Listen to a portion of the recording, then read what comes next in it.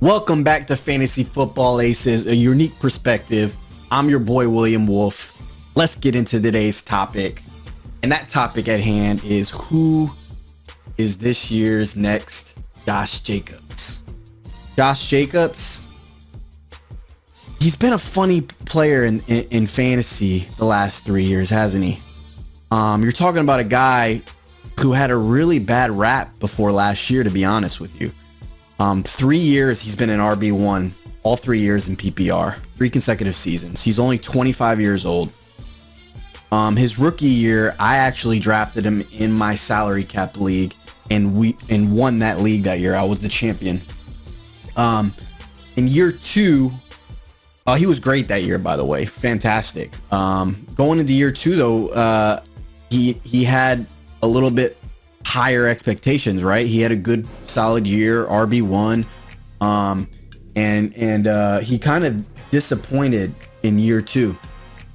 So what happened going into year 3 last year is that he was just undervalued. I think most people were only targeting Devontae Adams when it came to the Raiders.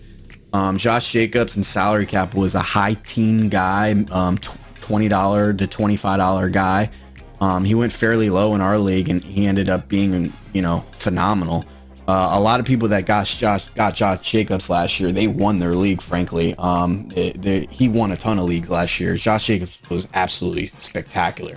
I want to say, I don't remember exactly off the top of my head, but I think during the playoffs, he might have slowed down. And when I say playoffs, I mean fantasy playoffs.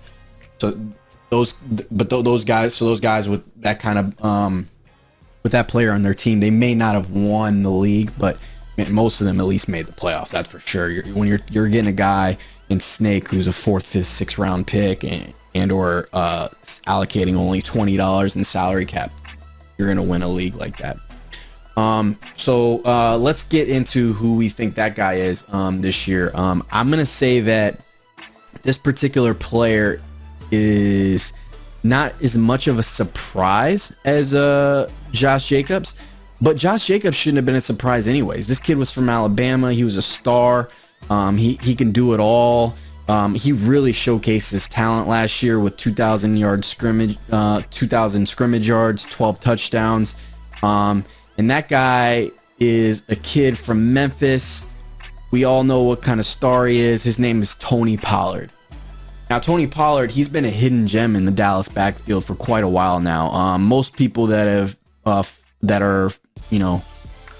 big time fantasy football guys, they all knew Tony was talented. When you ask me, I would have always said no. I'm not touching Tony Pollard. I'm not touching Zeke Elliott because I don't go after running backs that are going to be splitting. And if I am going to go after that kind of guy, I'm going to get them late. I'm not going to spend an early draft pick on them, or I'm not going to allocate a bunch of money in salary cap to get one of these kind of guys that are going to split. I don't care how talented they are, right? In 2022, Pollard's efficiency was off the charts. He averaged 5.2 yards a carry, 5.9 yards per touch, 12 touchdowns. The games that Zeke was out, Pollard was arguably the best running back in fantasy, arguably the best fantasy player in all of fantasy. He was absolutely spectacular. He can do it all. He's a receiver. Last year, when Zeke was out, like I said, he was probably the best player in fantasy. Guess what? Zeke's not on that team anymore. Pollard is my number 2 guy on my big board. You'll see that unveiled in another video. And the reason being is he fits the perfect description of what I would go after when it comes to a running back. There's only about 4 or 5 guys in the NFL that are like this these days. It's a scarcity. He's a true 3-down back with nobody on the depth chart.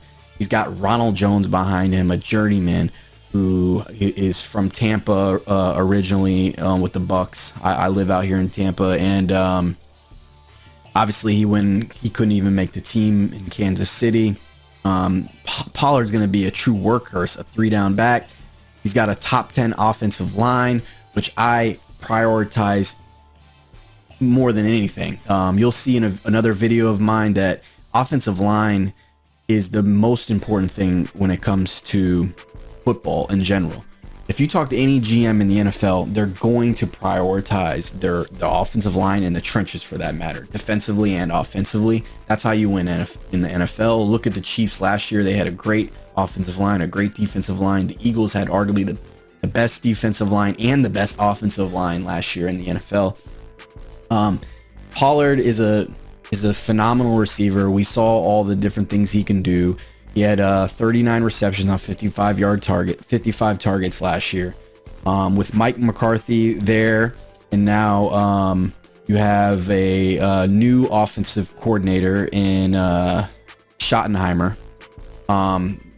It's a West Coast offense. They like Mike McCarthy's going to call the plays here, from what I hear, but Pollard's going to get so many opportunities to catch the ball, man.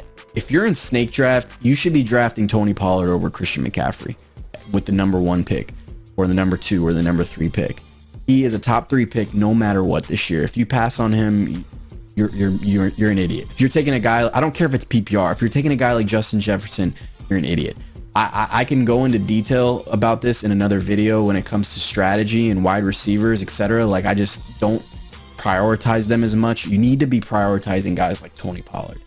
They're not. There's not very many of them. When you get a guy like this on your team, the disparity between yourself and the other mates in your fantasy league is going to be enormous. They're not going to be able to keep up with a 3-down back like Pollard, who's going to be off the charts this year. He could easily be the best running back in the NFL. One of the fears, I guess, is that Zeke Elliott is going to be coming back.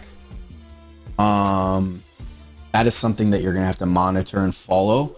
Well, but in this case and in this video, let's just assume that he is not. Tony Pollard, he is a game changer. The team believes in him. I know that with all the different variables and factors that are working in his favor for this coming season, Tony Pollard is going to be immaculate.